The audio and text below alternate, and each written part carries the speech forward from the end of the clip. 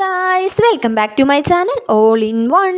അപ്പോൾ എല്ലാവർക്കും നമ്മുടെ പുതിയൊരു വീഡിയോയിലേക്ക് സ്വാഗതം. നമ്മുടെ ചാനൽ ആരെങ്കിലും സബ്സ്ക്രൈബ് ചെയ്യാത്തില്ലെങ്കിൽ സബ്സ്ക്രൈബ് ചെയ്യുക. അതുപോലെ തന്നെ നമ്മുടെ വീഡിയോസൊക്കെ ഒന്ന് സപ്പോർട്ട് ചെയ്യാം. അപ്പം ഞാൻ ഇന്ന് ഇവിടെ ഒരു പയർ മെഴുക്ക് വരട്ടി റെസിപ്പി ആയിട്ടാണ് വന്നിരിക്കുന്നത്. അപ്പോൾ എല്ലാവരും വീഡിയോ കണ്ടോളൂ. അങ്ങനെ നമ്മൾ കടയിൽ പോയി പയർ വാങ്ങിയപ്പോൾ നല്ല നീളമുള്ള പയറാട്ടോ കിട്ടിയിരിക്കുന്നത്. നല്ല നീളം എന്ന് പറഞ്ഞു കഴിഞ്ഞാൽ നല്ല നീളമുണ്ട്. അപ്പോൾ നമ്മൾ പയർ എടുത്തിട്ട് വന്നു. ഇനി നമുക്കതിന് ചെറിയ ചെറിയ പീസാക്കണം. അപ്പോൾ ഒരു പാത്രം എടുത്തിട്ട് ഞാൻ വന്നിട്ടുണ്ട് കേട്ടോ. ഞാൻ അതിനെ ഞൊടിച്ച് ചെറിയ ചെറിയ കഷ്ണങ്ങളാക്കിയിട്ട് അതിലേക്ക് ഇട്ട് കൊടുക്കുകയാണ്. അങ്ങനെ നമ്മൾ പയർ സെറ്റാക്കിയെടുത്തു. അപ്പോൾ നമ്മുടെ പയർ എന്തായാലും നല്ല പളപളാന്ന് വെട്ടി തിളങ്ങുന്നുണ്ടായിരുന്നു കേട്ടോ.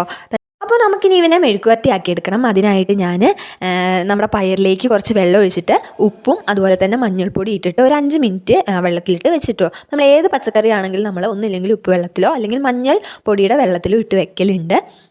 അങ്ങനെ ഏകദേശം ഒരു 5 മിനിറ്റ് കഴിഞ്ഞപ്പോൾ ഞാനൊരു 3-4 വട്ടം പയറിനെ നല്ലതുപോലെ ഒന്ന് കഴുകിയെടുത്തു കേട്ടോ.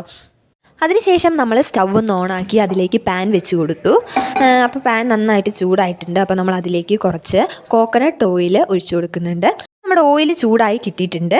അപ്പോൾ അതിലേക്ക് നമ്മൾ കടുകിട്ട് കൊടുക്കുന്നുണ്ട് കേട്ടോ. അതിനുശേഷം നമ്മൾ കുറച്ച് കറിവേപ്പിലയും കൂടെ ആഡ് ചെയ്ത് കൊടുക്കുക. ഇനി അടുത്തതായിട്ട് നമ്മളിതിലേക്ക് നമ്മുടെ കഴുകി വെച്ചിരിക്കുന്ന പയറിന് ഇട്ട് കൊടുക്കുകയാണ്. അപ്പോൾ പയറിട്ട് കൊടുത്തു. അതിനുശേഷം നമ്മൾ കുറച്ച് ഉപ്പ്, മഞ്ഞൾപ്പൊടി, മുളക് പൊടി എന്നിവ ആഡ് ചെയ്തു. അതുപോലെ തന്നെ ഒരു ലേശം വെള്ളം കൂടെ ആഡ് ചെയ്ത് കൊടുക്കുക. അപ്പോൾ വെള്ളം ആഡ് ചെയ്യുമ്പോൾ നമ്മൾ എല്ലാവർക്കും പറ്റുന്ന ഒരു മിസ്റ്റേക്കാണ്, കൂടുതൽ വെള്ളം ആഡ് ചെയ്ത് കൊടുക്കും. അപ്പം വളരെ ലേശം കുറച്ച് വെള്ളം മാത്രം നമ്മൾ ആഡ് ചെയ്ത് കൊടുത്താൽ മതി. അതിനുശേഷം നമുക്കിതിനൊന്ന് ഇളക്കി കൊടുത്തിട്ട് മൂടി വയ്ക്കാം. ഞാൻ 5 മിനിറ്റ് കഴിഞ്ഞ് വന്ന് നോക്കിയപ്പോൾ സംഭവം വെന്തിട്ടില്ല, വേവാവുന്നതേ ഉള്ളൂ. അപ്പോൾ ഞാൻ ഒന്നും കൂടി ഒന്ന് ഇളക്കി കൊടുത്തിട്ട് മൂടി വെച്ചിട്ടുണ്ട്.